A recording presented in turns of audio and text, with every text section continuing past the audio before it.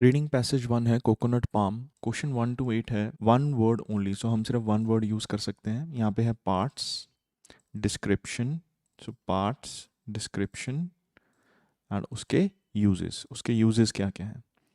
अगर हम स्टार्ट करें trunk up to 30 metre, timber, timber होता है जो वुड है, फॉर हाउसेज, यूजेस क्या है, वो हाउसेज के लिए यूज़ की जाती है and the making of dash. यहाँ पे है ट्रंक, तो ये कितनी है, up to 30 metre tall. This अगर बोले, दिस का मतलब हो गया यही जो ट्रंक है, this is an important source of timber for building houses. ठीक है, तो ये इंपॉर्टेंट सोर्स है टिम्बर का, मतलब लक्कड़ का, हाउसेस बिल्ड करने के लिए, and is increasingly being used as a replacement of endangered hardwood in the furniture construction industry। तो ये और भी किस तरह यूज़ की जाती है, क्योंकि endangered wood जो है, मतलब ऑलमोस्ट ख़त्म हो गई है, हार्डवुड जो है वो ख़त्म हो गई है, उसकी जगह रिप्लेसमेंट वुड यूज़ की जाती है in the furniture construction industry. इसका मतलब यहाँ से इस वुड से क्या बनता है, सो हमारा आंसर आ जाएगा that will be furniture. Next है फ्लावर्स। सो फ्लावर्स किसके लिए यूज़ किए जाते हैं, ये कहाँ पे होते हैं, at the top of the trunk. और यूज़ क्या है इसका, स्टेम्स प्रोवाइड सैप, सैप होता है रस, तो ये रस प्रोवाइड करते हैं। यूज्ड एज ए ड्रिंक, या तो उसे यूज़ किया जाता है एज ए ड्रिंक, और ए सोर्स ऑफ डैश, और उसे डैश के लिए यूज़ किया जाता है। सो द फ्लावर स्टेम्स में be trapped for their sap to produce a drink. तो जो रस है उसे यूज़ किया जाता है, मतलब उसे ट्रैप कर लिया जाता है, या तो प्रोड्यूस करने के लिए drink, and the sap can also reduced by boiling to produce, तो उसको बॉयल किया जा सकता है प्रोड्यूस करने के लिए। A type of sugar used for cooking, so किसके लिए, अ सोर्स ऑफ क्या है ये, शुगर। सो नेक्स्ट है फ्रूट्स। तो फ्रूट्स जो है यहाँ पे अवेलेबल है, सो उसकी 3 लेयर्स हैं, आउटर लेयर, मिडल लेयर और इनर इनर लेयर। तो 3 लेयर्स हो गई। सो आउटर लेयर के बारे में नहीं, middle layer coil fibre used for dash. So जो कॉयर है, ठीक है, सो ये है middle layer coconut fibre coir, which was has numerous uses, बहुत सारे यूजेस हैं इसके, and is particularly important in manufacturing. So क्या प्रोड्यूस करते हैं हम इसको, manufacturing ropes, so used for manufacturing ropes, one word है सो इसलिए हम यूज़ करेंगे रोप्स। एक्सेट्रा मतलब इसके और भी बहुत सारे न्यूमरस यूजेस हैं, एक यूज़ क्या है इसके, रोप बनती है। नेक्स्ट है inner ear, inner layer shell. So जो शेल है, इनर मोस्ट लेयर जो है शेल, उसका यूज़ क्या है, ए source of dash. So three with its 3 prominent eyes surrounded the seed. तो जो कोकोनट होता है उसकी 3 आईज होती हैं। An important product obtained from the shell is charcoal. तो जो प्रोडक्ट हमें मिलता है कोकोनट से, तो उसकी शेल से, ठीक है, इनर शेल से, वो क्या है, charcoal. So as a source of, so हमारा हो गया charcoal. When broken in half, so when halved मतलब व्हेन ब्रोकन इन हाफ, जब उसको हाफ कर दिया जाए, देन उसके लिए, उसको किसके लिए यूज़ करते हैं, the shell are also used as bowls, तो हमें उसको बाउल्स की तरह यूज़ करते हैं। सो नेक्स्ट है कोकोनट वाटर। ये यूज़ होता है एज ए ड्रिंक और as a source of dash for other plants. तो एक तो ड्रिंक हो गया ये, दूसरा क्या है, ये अदर प्लांट्स के लिए एक सोर्स है। किस तरह का सोर्स है, तो यहाँ पे अगर हम देखें कोकोनट वाटर, तो यहाँ पे लिखा है which is enjoyed as a drink, तो एक तो ये हो गया as a drink, but also provides, क्या प्रोवाइड करता है ये, hormones which encourage other plants to grow more rapidly and produce higher yield. तो वो उनको हॉर्मोन्स प्रोवाइड करता है जिससे वो फास्ट ग्रो करते हैं और ज़्यादा पैदावार करते हैं। तो as a source of dash for other plants, answer आ जाएगा हॉर्मोन्स। नेक्स्ट पार्ट है कोकोनट फ्लैश। सो यहाँ पे हमारे पास है कोकोनट फ्लैश, इसको क्या बोलते हैं, कॉपरा। तो oil and milk for cooking and dash, use क्या है इसका, oil and milk, cooking, for cooking and dash. So copra means coconut flesh is made into coconut oil and coconut milk. So इसको oil और milk में convert किया जाता है, which are widely used तो जिसको यूज़ किया जाएगा in cooking in different parts of the world as well as in cosmetics. तो हमारा एक तो आ गया कुकिंग में यूज़ किया जाता है different parts of the world, दूसरा किस में यूज़ किया जाता है oil and milk, so cooking and so दूसरा आंसर आ जाएगा cosmetics. So a derivation of coconut fat glycerin, तो ग्रिसलिन की अगर बात करें acquired strategic importance in a quite different sphere, तो इसकी जो इंपॉर्टेंस थी ना वो एक डिफरेंट ही इलाके में थी।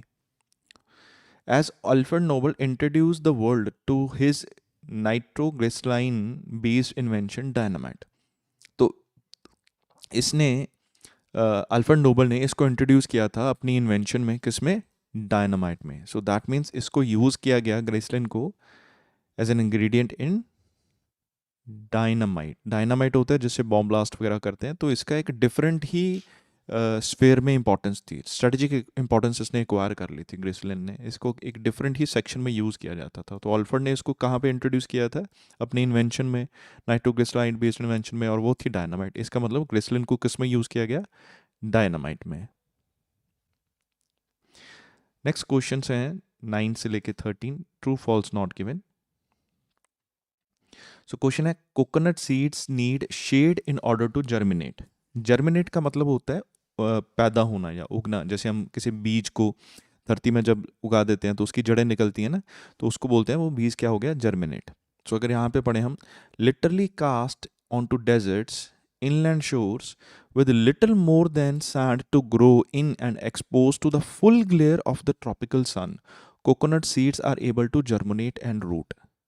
तो इसका मतलब ये जो है they are expose to full glare of tropical sun. तो ये तो खुले में होते हैं, पूरी ग्लेयर मतलब पूरी जो शाइन होती है ट्रॉपिकल सन की, ट्रॉपिकल मतलब जो इक्वेटर में जो सन है उसकी पूरी शाइन होती है इसमें, तो उसमें ये जर्मिनेट करते हैं और ग्रो करते हैं और रूट करते हैं। ठीक है, इसका मतलब इनको शेड चाहिए, बिल्कुल भी नहीं इनको शेड चाहिए, तो इसका मतलब ये हो गया फॉल्स। 10th क्वेश्चन है coconut were probably transported to Asia from America. तो उनको ट्रांसपोर्ट किया था, एशिया में ट्रांसपोर्ट किया था अमेरिका से। सो अमेरिका से लेके गए एशिया में 16th सेंचुरी में।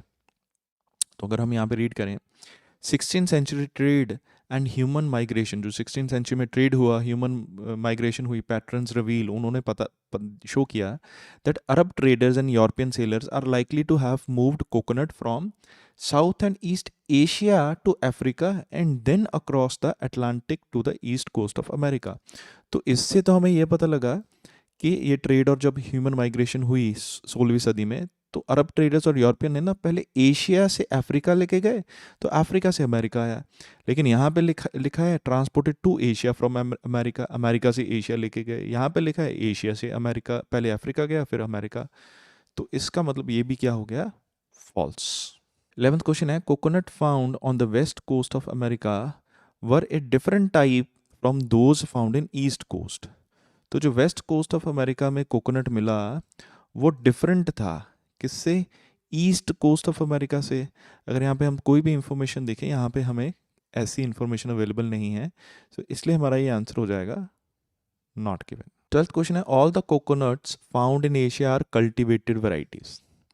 जो जितना भी कोकोनट था ना एशिया में वो कल्टिवेटेड वैरायटी था। कल्टिवेटेड वैरायटी होता है जो ह्यूमन ने खुद प्रोड्यूस किया हो, पैदा किया हो, मतलब वो अपने आप प्रोड्यूस नहीं हुआ। जैसे जंगल है वो तो खुद बन जाता है।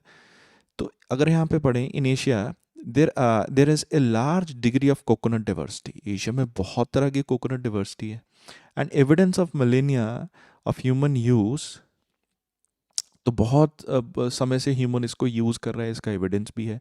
But there are no relatives growing in the wild. इनके ऐसे कोई भी कोकोनट वैरायटी नहीं है जो जंगल में ग्रो करते हैं।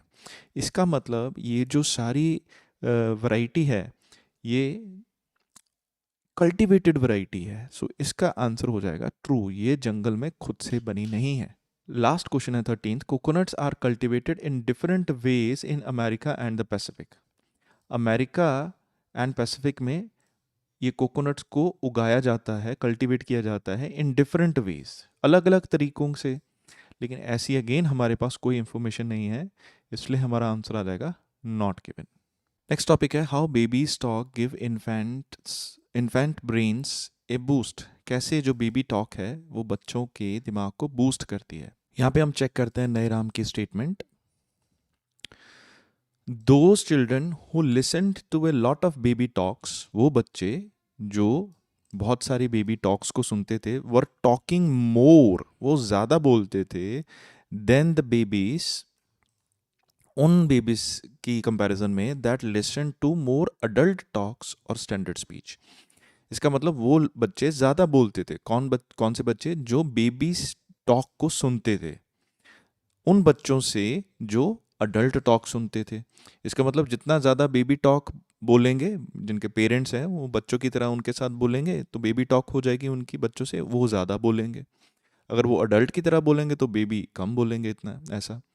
अगर 17 क्वेश्चन देखें, the connection between the amount of baby talk, amount of baby talk मतलब जितना बेबी टॉक हम बोलेंगे, ठीक है, टॉक बेबीज हेयर, जितना वो सुनेंगे, and how much vocalise they do themself, तो उतना ही वो ज़्यादा बोलेंगे। तो इसलिए हमारा जो आंसर है 17 का, सो नई राम, तो वो कंप्लीट हो जाएगा। सो आंसर 17 का हो जाएगा ए। तो जितने बेबी टॉक बोलेंगे उतना ही वो वोकलाइजेशन करेंगे, मतलब उतना ही वो बोलेंगे देमसेल्फ। इसमें एक और स्टेटमेंट भी है, we also found that it really matters, हमें ये भी पता लगा कि ये मैटर करता है। क्या मैटर करता है? Whether you use baby talk in one on one context, she added. One on one context होता है जैसे हम कई सारों से बात नहीं कर रहे, सीधा सीधा एक से एक बात हो रही है, तो कहता है ये भी मैटर करता है कि हम सीधा सीधा बात करें बच्चे से, वन ऑन वन कॉन्टेक्स्ट में बात करें, ठीक है। So the more parents use baby talk one on one, मतलब सीधा वन ऑन वन, मतलब सीधा बच्चे के साथ जितने पेरेंट्स बेबी टॉक करेंगे, द मोर बेबीज बैबल, तो उतना ही बच्चे ज़्यादा बोलेंगे। And the more they babble, the more words they produce later in life, तो जितना ज़्यादा वो बोलेंगे उतनी ही उनकी वोकैबुलरी भी अच्छी होगी, क्योंकि वो उतने ज़्यादा वर्ड्स प्रोड्यूस करेंगे। सो 14 क्वेश्चन होएगा, the amount of adults giving babies individual attention when talking to them, तो इम्पॉर्टेंस मतलब कितना इम्पॉर्टेंट है बेबीज को इंडिविजुअल अटेंशन देना, मतलब वन ऑन वन टॉक, मतलब इंडिविजुअली बात करना उनसे व्हेन टॉकिंग टू देम। इसका भी आंसर हो जाएगा बी, और इसका भी आंसर हो जाएगा बी। पैट्रिसिया कुल, अगर इसकी इंफॉर्मेशन हम रीड करें इन्वर्टेड कॉमा से, यहाँ पे the results suggest that listening to baby talks prompts infant brains to start participating their language skills। जब हम सुनते हैं बेबी टॉक्स को, या बच्चे जब सुनते थे बेबी टॉक्स को, उनका तो इन्फेंट का जो ब्रेन था वो start participating in their language skills, वो लैंग्वेज स्किल्स को सीखना शुरू कर देता था। Finding activation in motor areas of the brain when infant are simply listening is significant. Motor areas या मोटर स्किल्स होते हैं जैसे अपने शरीर को या अपने हाथ पाँव को यूज़ करना स्टार्ट करना। तो because it means the baby brain is engaged in trying to talk back right from the start, and suggest that 7 month old brains are already trying to figure out how to make the right movements that will produce words। तो इसमें हमें information दी है, जैसे वो baby talks बोलते हैं, सुनते हैं, तो वो बेबी टॉक बोलना भी उसी समय शुरू कर देते हैं। तो 7 month old का जो ब्रेन है already trying to figure out how to make right movements. तो 6-7 महीने का जो बच्चा है ना, ब्रेन का जो बच्चा है उसका ब्रेन कोशिश करता है ये फाइंड आउट करने की कि सही मूवमेंट्स कैसे करने हैं, मतलब मोटर स्किल्स, मतलब लिप्स को कैसे हिलाना है ताकि वो राइट वर्ड्स को प्रोड्यूस कर पाए।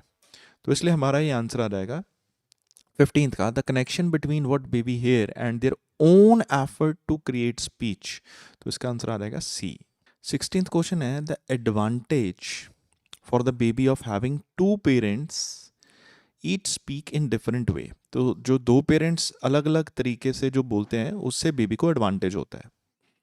तो अगर यहाँ पे पढ़ें वेन डैम की information, the idea is that a kid gets to practise a certain kind of speech with mom, तो एक तरह की वो स्पीच की प्रैक्टिस करता है मॉम के साथ, मदर के साथ अपनी, and another kind of speech with dad, और दूसरी तरह की स्पीच, वो डिफरेंट तरह की स्पीच वो किससे करता है? डैड से, तो उससे सुनता है। So the kid then has a wider repertoire of kind of speech to practice, तो उसके पास फिर एक काफ़ी wider form kind of speech हो जाती है प्रैक्टिस करने के लिए, तो उसको फिर फ़ायदा होता है। सो टू पेरेंट्स, एक फादर डिफरेंट वे से बात करे और मदर डिफरेंट वे से बात करे, तो उसका फ़ायदा होता है उसको। सो इसलिए हमारा जो 16th आंसर है उसका आंसर आ जाएगा ए। क्वेश्चन 18 से 23 है, complete the summary below. So हमें समरी कंप्लीट करनी है using no more than 2 words. So maximum हम कितने वर्ड्स यूज़ कर सकते हैं? 2, या तो 1 वर्ड यूज़ करेंगे या 2। So research into how parents talk to babies, कैसे पेरेंट्स बच्चों से टॉक करते हैं।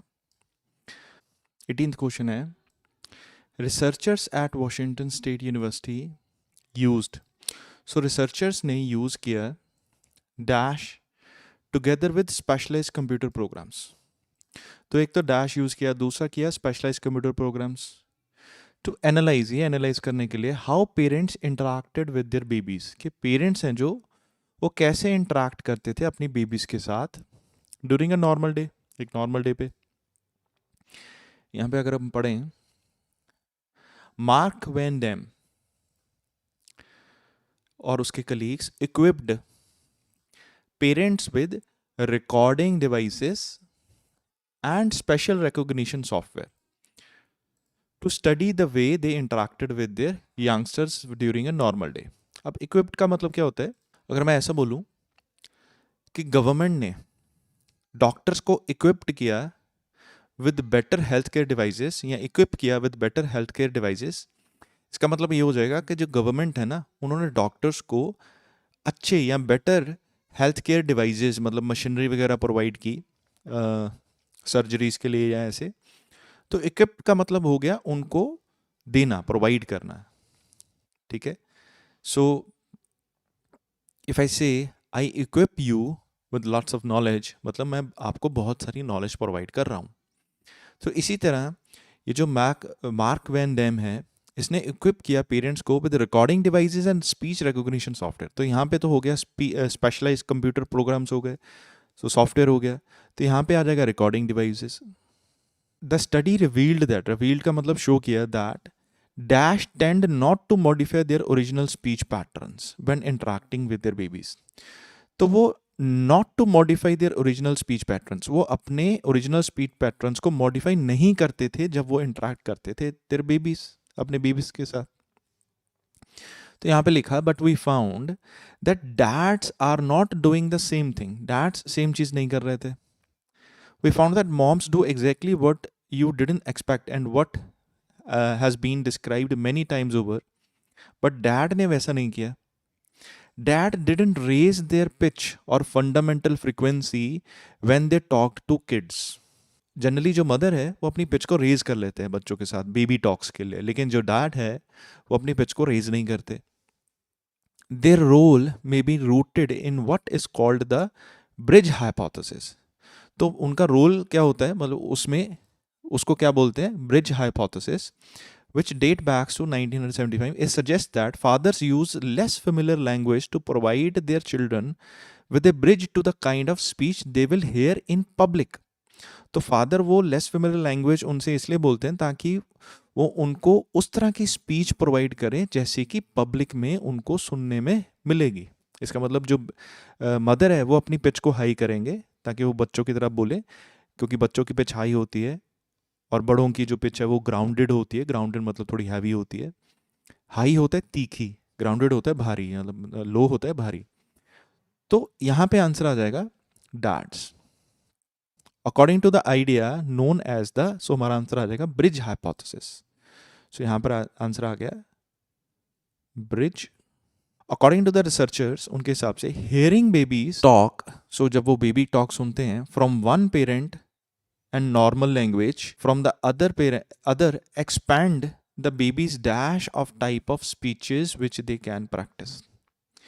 तो अगर ये baby talks from one parent and normal language from the other, so अगर वो बेबी टॉक सुनते हैं एक पेरेंट से लेकिन नॉर्मल लैंग्वेज सुनते हैं दूसरे पेरेंट से, ये एक्सपैंड करता है बेबी का। आंसर यहाँ पे आ जाएगा, the idea is that kids get to practice certain type of speech with mom and another kind of speech with that, so that kid मतलब baby has a wider repertoire, wider मतलब different तरह के repertory kind of skills collection हो जाएगी उनके पास. So babies repertory, REPERTOIRE of types क्या हो गया, काइंड्स ऑफ स्पीच हो गया, which they can practice means to practice. So types हो गया, काइंड्स, स्पीच, टू प्रैक्टिस मतलब विच दे कैन प्रैक्टिस. तो हमारा आंसर यहाँ पे आ जाएगा रेpertory. सो 21 का आंसर आ गया रेpertory. नेक्स्ट है मीनवाइल अनदर स्टडी, दूसरी अगर स्टडी की बात करें, carried out by the scientist from the university of Washington and university of Connecticut यहाँ से. सो ये जो स्टडी है carried out by this and this recorded speech and sound using special dash that babies were equipped with. तो इस study ने record की speech and sound using special, तो क्या यूज करते हुए, special dash that babies were equipped with, जो babies को दिए गए थे. यहाँ पे हो गए साइंटिस्ट फ्रॉम वॉशिंगटन हो गया, और ये दूसरी प्लेस हो गई, collected thousands of 30 seconds conversations between parents and there babies. उन्होंने 30 सेकेंड कन्वर्सेशन, बहुत सारी थाउजेंड्स ऑफ ऐसी कन्वर्सेशन इकट्ठी की. Fitting 26 children with audio recording wastes. Fitting मतलब अगेन इक्विप्ड हो गया, उन्होंने इक्विप्ड बेबीज विद. सो हमारा यहाँ पे आंसर आना चाहिए audio recording vest. So audio. When they studied the babies again at age 2, जब उन्होंने एज 2 पे उनको दोबारा स्टडी किया, they found, उनको पता लगा that those who had heard a lot of baby talks in infancy, मतलब जब वो छोटे बच्चे थे 1 साल के नीचे, तो जिन्होंने ज़्यादा बेबी टॉक्स सुनी, had a much larger, उनके पास much larger dash थी than those who had not, जिन्होंने बेबी टॉक नहीं सुनी. तो इसके बाद अगर फर्दर देखें, and when researcher saw the same babies at age 2, जब उन्होंने एज 2 पे उनको देखा, तो दे फाउंड, उनको पता लगा that frequent baby talks had dramatically boosted vocabulary regardless of socio economic status. ठीक है, तो जो फ्रीक्वेंट बेबी टॉक्स जो थी ना, उन्होंने ड्रामेटिकली बूस्ट मतलब इंक्रीज कर दी vocabulary. So those who had heard a lot of baby talks, lot of मतलब frequent baby talks जिन्होंने सुनी थी, so छोटे हुए, बच्चे हुए, so had a much larger, so उनके पास क्या थी, vocabulary. So 24 से 26 क्वेश्चन है, paragraph contain the following information. So which paragraph contain the following information, किस पैराग्राफ में ये information है. 24th क्वेश्चन है, a reference to the change which occur in babies brain activity. So जो change है जो आता है बच्चे के ब्रेन एक्टिविटी में before the end of the first year. So first year के एंड से पहले, बिफोर मतलब पहले, end of the first year के एंड से पहले. पैराग्राफ एफ में देखें, in a study published in this place a total of 57 babies from 2 slightly different age groups, 7 month and 11.5 months. तो 57 बेबीज जो कुछ 7 महीने और कुछ 11.5 महीने के थे, वर played number of syllables from both native language English and non native language Spanish. उनको वर्ड्स सुनाए गए, मतलब प्ले किए गए उनके सामने, इंग्लिश में भी और जो उनकी नेटिव लैंग्वेज थी, मदर टंग थी, और जो मदर टंग नहीं थी, स्पेनिश में भी. तो infant were placed in a brain activation scanner that recorded activities in the brain region knowing to guide the motor movements that produce speech. तो उनको एक स्कैनर में रखा गया, वहाँ पे देखा गया उनके ब्रेन के रीजन में कैसी एक्टिविटीज़ हो रही हैं, उनको रिकॉर्ड किया गया ताकि उनके मोटर मूवमेंट्स को देखा जा सके जो स्पीच प्रोड्यूस करती हैं. तो देन रिजल्ट सजेस्टेड दैट, फिर क्या रिजल्ट हुआ तो उसके बारे में बताया. तो यहाँ पे रेफरेंस हो गई the change which occurs in babies brain activities before the end of first year. So इसलिए हमारा जो आंसर आ जाएगा वो होगा एफ. सो 7 महीने और 11.5 महीने के बच्चों के साथ जो एक्सपेरिमेंट किया उसका क्या रिजल्ट आया, तो क्या ब्रेन में चेंजेस आए. 25th क्वेश्चन है, an example of what some parents do for their babies benefit before birth. Birth से पहले जो पेरेंट्स है वो क्या करते हैं. यहाँ पे अगर देखें, most baby start developing there hearing when still in the womb. जब वो गर्भ में होते हैं ना, अभी जन्म नहीं होता उनका, तभी वो हेयरिंग शुरू कर देते हैं. Prompting some hopeful parents to play classical music to their pregnant moments. तो इसलिए कई जो होपफुल पेरेंट्स हैं, मतलब उनको पता होता है कि हाँ कि बच्चा सुन रहा है, तो वो क्लासिकल म्यूजिक जो है वो प्रेग्नेंट जो बेलीज हैं उनको सुनाते हैं, ताकि वो उनका जो बच्चा है, जो वो अभी जिसका भी जन्म नहीं हुआ, वो सुन सके उसे। तो ये करते हैं पेरेंट्स। सो इसका इसलिए हमारा आंसर आ जाएगा ए। 26 क्वेश्चन है, mention of babies preference, baby की जो प्रेफरेंस है for the sound that other babies make. तो वो ऐसा साउंड सुनना चाहते हैं जो बाकी बेबीज बोलते हैं, जो बाकी बेबीज करते हैं। सो ये यूनिवर्सिटी में एक रिसर्च ने फाउंड किया that babies seem to like listening to each other rather than to adults. तो जो बच्चे हैं ना, वो एक दूसरे को सुनना पसंद करते हैं। इसलिए जनरली जो मदर्स हैं या बाकी है ना पेरेंट्स हैं, वो बेबी टॉक्स में बात करते हैं, ताकि क्योंकि जो बच्चे हैं वो बेबी टॉक्स सुनना पसंद करते हैं, वो अदर बेबीज को सुनना पसंद करते हैं, अडल्ट्स को नहीं। तो इसलिए हमारा ये जो पैराग्राफ है, हमें ई में ये इंफॉर्मेशन मिली। नेक्स्ट टॉपिक है whatever happened to the Harappan civilisation. 27 से 31 क्वेश्चन देखें। So which paragraph contains the following information. So ये हमारे क्वेश्चन हैं। 27th क्वेश्चन है, proposed explanation for the decline of the Harappan civilisation. So decline मतलब कैसे हड़प्पन सिविलाइजेशन कम हुई, उसकी एक्सप्लेनेशन। अगर सी पैराग्राफ हम देखें, कुछ क्लेम करते हैं कि मेजर ग्लेशियर फेड रिवर्स जो थी, उन्होंने अपना कोर्स बदल लिया मतलब उन्होंने अपनी डायरेक्शन बदल ली। सो ग्लेशियर से जो रिवर्स आती थी उनके डायरेक्शन चेंज होगी, इसके लिए डिक्लाइन हो गया। Dramatically affecting the water supply in agriculture, अगर वो रिवर का रास्ता बदल गया तो उनको वाटर नहीं मिलेगा, एग्रीकल्चर के लिए सप्लाई नहीं मिलेगी पानी की। और that the cities could not cope with increasing population. कुछ कहते हैं कि पॉपुलेशन इतनी बढ़ गई कि सिटी मैनेज नहीं कर पाए। दे एग्जॉस्ट देयर रिसोर्सेज बेस, उनके पास रिसोर्सेज खत्म हो गए थे। The trading economy broke down और दे स्कम्ड to invasion and conflict.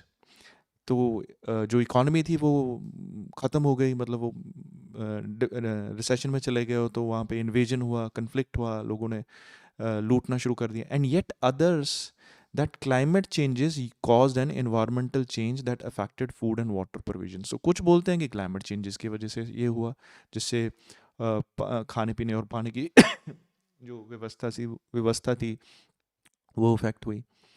It is unlikely that there was a single cause of decline of civilisation. तो इसका मतलब ये इसका एक कॉज तो नहीं होगा कि ये सिविलाइजेशन डिक्लाइन हुई है, मतलब इसके कई कॉज होंगे फिर। तो लेकिन हमारे जो एक्सप्लेनेशन है डिक्लाइन ऑफ सिविलाइजेशन की प्रपोज, मतलब क्या क्या रीज़न हो सकते हैं, तो वो हमें क्या किस में मिली, सी में। क्वेश्चन नंबर 28 है, reference to the present day application of some archaeological research finding.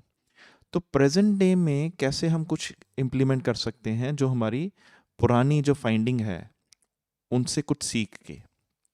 तो अगर यहाँ पे पढ़ें, Petrie believe that archaeologists are in unique position to investigate how past societies respond to environmental and climate change.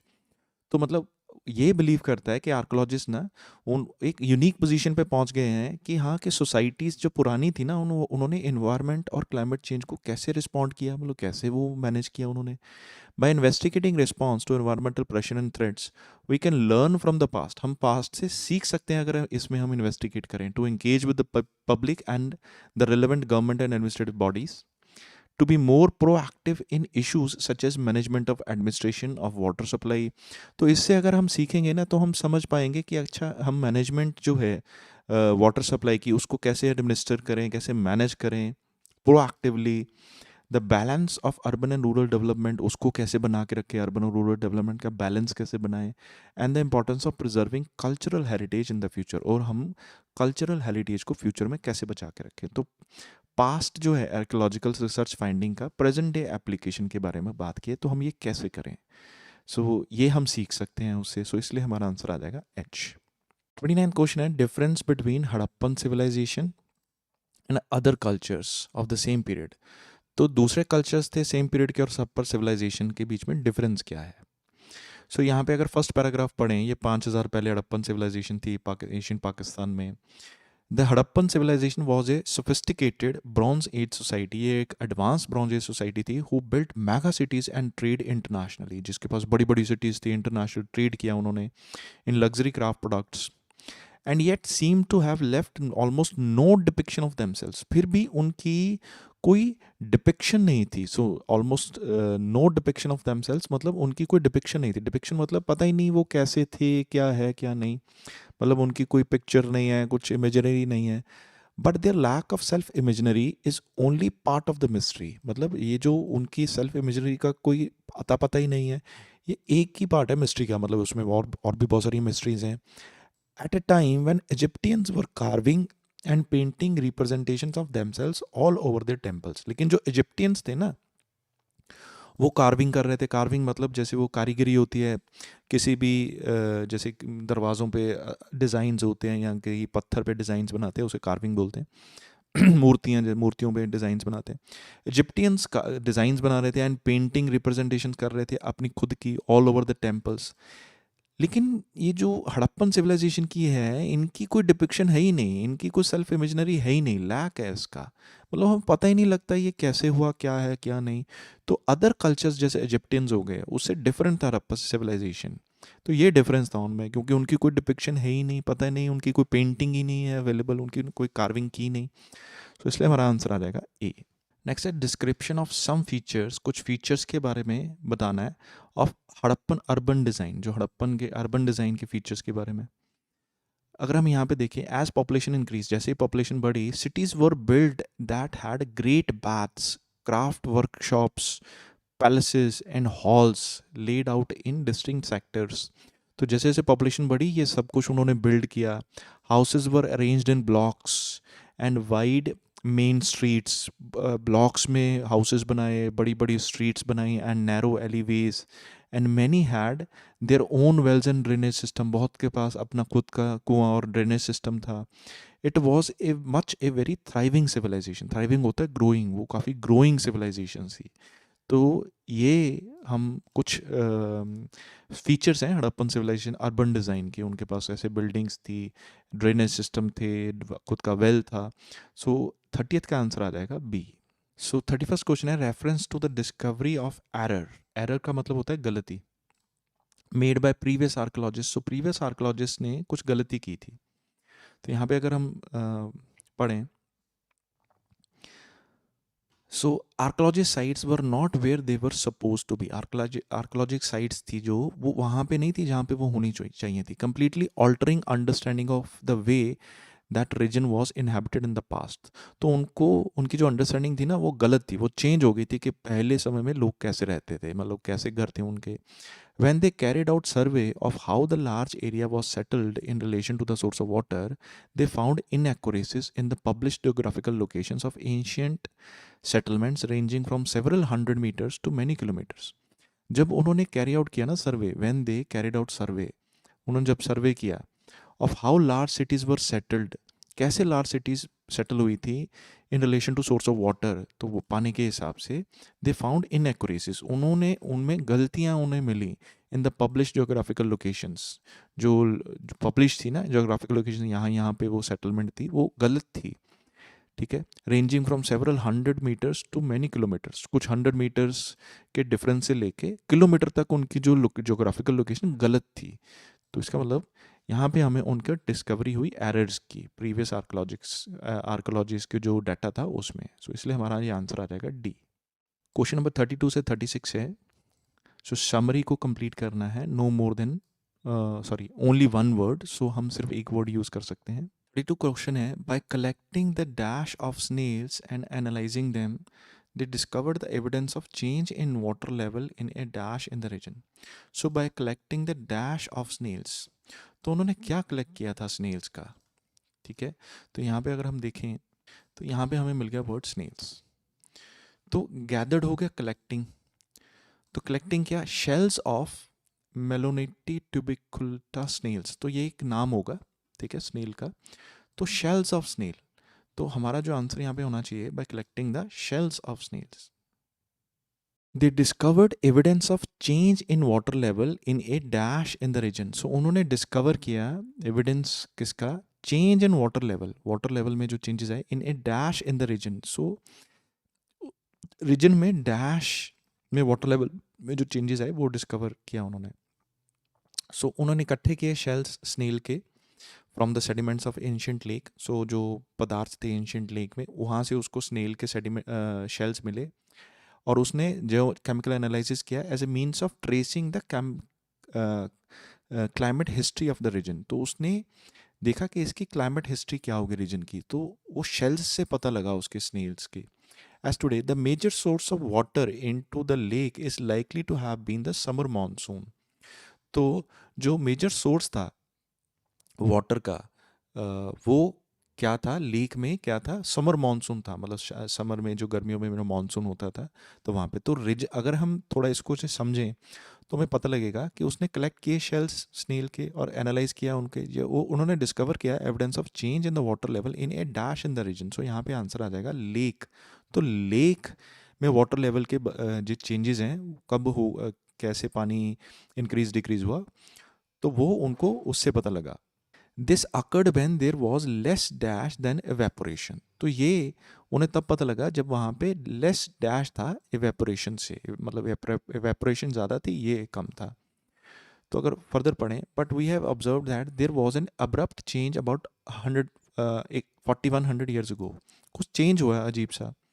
when the amount of evaporation from the lake exceeded the rainfall। तो जो evaporation थी वो exceeded मतलब बढ़ गई rainfall से, इसका मतलब rainfall कम हो गई evaporation से। सो इसलिए हमारा आंसर आ जाएगा less rainfall than evaporation। So indicative of a drought, जिसकी वजह से क्या हुआ, drought हुआ। नेक्स्ट है Peter and Singh's team are using archaeological records to look at dash from 5 millennia ago. तो ये जो इनकी टीम है, सो वो आर्कोलॉजिकल रिकॉर्ड्स को यूज़ कर रही थी टू लुक एट क्या देखने के लिए, डैश फ्रॉम 5 मिलेनियल्स अगो। सो 5 बहुत जो 5 मिलेनिया अगो जो पहले थे उसके डैश को वो देख रही थी। सो अगर यहाँ पे हम देखें, Peter and Singh's team is now examining archaeological records, ठीक है। सो वो यूज़ कर रही थी archaeological records, so trying to understand details of how people led their lives in the region 5 millennials ago. तो 5 मिलियंस अगो के आर्कोलॉजिकल रिकॉर्ड्स को वो चेक कर रही थी, कैसे लोग रहते थे वहाँ पे। They are analysing grains cultivated at that time का मतलब हो गया 5 मिलेनियल्स अगो, ठीक है। तो वो क्या एनालाइजिंग मतलब क्या देख रही थी, वो grains cultivated at that time. Cultivated का मतलब जो पैदा हुए, ग्रेन्स मतलब अनाज। So they were looking at the grains. So answer आ जाएगा हमारा ग्रेन्स। नेक्स्ट है they were are also examining objects including dash. तो वो एग्जामिन कर रहे थे ऑब्जेक्ट्स जिसमें क्या इंक्लूड था, dash, so as to find out about the links between inhabitants of different parts of the region. So link ढूंढना चाहते थे वो different parts of the region के जो लोग थे, जो रहने वाले लोग थे उनके बीच में। तो उसने एग्जामिन किया ऑब्जेक्ट्स इंक्लूडिंग डैश। तो यहाँ पे अगर हम देखें, they are also looking at whether the type of pottery used and other aspects of material culture। तो वो क्या देख रहे थे, किस तरह की पोट्री होते हैं मतलब बर्तन वगैरह कैसे थे। So they were looking at whether the type of pottery used in other material cultures. तो बाकी मटेरियल कल्चर्स को वो देख रहे थे, were distinctive to specific regions और where and were more similar across larger areas. कि क्या पोट्री उन्होंने यूज़ की, बाकी कल्चर भी कैसे थे, ताकि वो and were distinctive to specific regions और were more similar across large area. क्या वो अलग अलग थे रीजन्स के हिसाब से, और क्या सिमिलरिटी थी उनके लार्ज एरिया में, ये सब वो देखना चाहते थे। तो यहाँ पे आ जाएगा they were also examining objects including so pottery. 7 question है finding further information. So further मतलब एक्स्ट्रा हमें इन्फॉर्मेशन चाहिए about changes in environmental condition. So changes आए एनवायरमेंटल कंडीशंस में in the region is vital. So extra information जो हमें changes in environmental condition के बारे में चाहिए वो ज़रूरी है। तो यहाँ पे अगर बोलें सिंह की जो वो बता रहे हैं वो देखें, considering the vast area of Harappa civilisation. अगर हम इसके बहुत बड़े एरिया को ध्यान में रखें with its variable weather conditions, जिसकी बहुत सारी डिफरेंट कंडीशंस थी, इट इज़ असेंशियल का मतलब हो गया ज़रूरी, सो वाइटल हो गया। That we obtained more climate data, हमें फर्दर इंफॉर्मेशन चाहिए क्लाइमेट डाटा के, from areas close to 2 great cities of Mohenjo-daro and Harappa and also from the Indian Punjab. तो ये हमें क्लियर हो गया कि ये किसने बोला था, सिंह में। सो आंसर आ जाएगा रविंद्र सिंह। सो इसका आंसर आ गया बी। 38th क्वेश्चन है एग्जामिनिंग प्रीवियस पैटर्न्स। अब अगर प्रीवियस पैटर्न्स को एग्जामिन करें, patterns of behaviour may have long term benefit. So previous patterns of behaviour के अगर हम एग्जामिनेशन करें तो हमें लॉन्ग टर्म बेनिफिट होगा। तो यहाँ पे अगर देखें, Petrie believes that archaeological are in unique position to investigate how past societies responded to environmental and climate change। तो ये बिलीव करते हैं कि जो आर्कोलॉजिस्ट हैं वो काफ़ी अच्छी पोजीशन पे हैं, यूनिक पोजीशन पे हैं। तो पहले की सोसाइटीज़ ने इन्वायरमेंट और क्लाइमेट चेंज को कैसे रिस्पॉन्ड किया उसकी इन्वेस्टिगेशन वो कर रहे हैं। By investigating responses to environmental pressure and threat, we can learn from the past to engage with the public and the relevant governmental and administrative bodies। तो जो हम इन्वेस्टिगेट कर रहे हैं ना कि पुराने जो इन्वायरमेंटल प्रेशर और थ्रेट से कैसे पुराने लोगों ने मैनेज किया, तो उसे हम सीख सकते हैं और आज के लोगों को बता सकते हैं। गवर्नमेंट और एडमिनिस्ट्रेटिव बॉडीज़ उससे हेल्प ले सकती हैं। And to be more proactive in issues such as management and administration of water supply. तो इससे हमें बेनिफिट हो सकता है लॉन्ग टर्म के। हाँ, उसे हम मैनेज कर सकते हैं अपनी एडमिनिस्ट्रेशन को, वाटर सप्लाई की मैनेजमेंट और एडमिनिस्ट्रेशन वाटर सप्लाई की हो सकती है। अच्छा बैलेंस हो सकता है अर्बन एंड रूरल डेवलपमेंट का। और हम कल्चरल हेरिटेज को फ्यूचर में हम प्रिजर्व कर सकते हैं। तो ये सारे लॉन्ग टर्म बेनिफिट्स हैं अगर हम प्रीवियस पैटर्न्स को एग्जामिन कर लें। सो इसलिए हमारा आंसर ये आ जाएगा, आंसर आ जाएगा ए। 39 क्वेश्चन है रग कैलकुलेशंस। सो रग कैलकुलेशंस मतलब कोई एस्टिमेशंस वगैरह हो गई। इंडिकेट मतलब वो शो करती हैं the approximate length of period मतलब कितना टाइम था और वाटर शॉर्टेज का। तो यहाँ पे अगर हम बोलें, देखें, हॉडल एड्स वी एस्टिमेट मतलब हमारे की एक रग एस्टिमेशन है, रग कैलकुलेशन है that weakening of Indian summer monsoon climate lasted about 200 years before recovering to the previous condition. तो जो इंडियन समर था ना, इंडियन समर मानसून था, वो 200 साल रहा, वीक रहा वापस अपनी पोजीशन आने से पहले। मतलब जब तक वो अपनी प्रीवियस कंडीशन तक वापस नहीं आ गया ना, तो वो वीक रहा इंडियन समर मानसून क्लाइमेट लगभग 2 साल तक। ठीक है, ये एस्टिमेट है। तो रग calculations indicate approximate time of period, length of period मतलब 200 साल ऑफ वाटर शॉर्टेज। क्योंकि वो वीक था इंडियन मानसून क्लाइमेट, तो वाटर शॉर्टेज होगी। तो 200 साल तक वो शॉर्टेज था। सो ये हमें जो आंसर पता लगा, ये आंसर आ गया होडल। सो इसलिए हम आंसर आ गया डी। नेक्स्ट है information about the decline of Harappan civilisation has been lacking. So decline जो है ना हड़प्पन सिविलाइजेशन की, उसके बारे में जो इंफॉर्मेशन है हैज़ बीन लैकिंग, वो कम है। तो ये अगर बी पैराग्राफ पढ़ें तो there is plenty of archaeological evidence to tell us about the rise of Harappan civilisation. हमारे पास एविडेंस तो बहुत है आर्कोलॉजिकल, जिससे हमें क्या पता लगे, rise of Harappan civilisation, but relatively little about its fall. लेकिन हमारे पास कमी है उसके फॉल की, फॉल मतलब डिक्लाइन की कमी है। Explains archaeological archaeologist doctor Cameron Petre. तो ये हमारा आंसर आ गया कि राइज की तो हमारे पास बहुत सारी इन्फॉर्मेशन है, फॉल की नहीं है। तो ये हमें किसने बताया, कैमरॉन पेट्रे। सो इसका भी आंसर क्या आ जाएगा, ए। आई होप आपको ये सारे क्वेश्चन समझ में आए होंगे। अगर आपको कोई भी एक्सप्लेनेशन समझ में नहीं आई या आप चाहते हैं कि हम डिफरेंट वे से आपको एक्सप्लेन करें क्वेश्चंस को, सो जो भी आपकी सजेशंस है आप प्लीज़ कमेंट कीजिए, ताकि हम जो अपनी फर्दर वीडियोस हैं उनको इम्प्रूव कर पाएँ और आपको बेटर सर्विस प्रोवाइड कर पाएँ। Thank you.